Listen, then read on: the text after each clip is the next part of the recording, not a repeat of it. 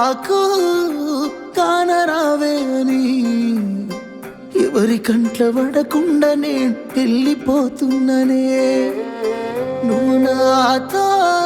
మాట్లాడలేవే అని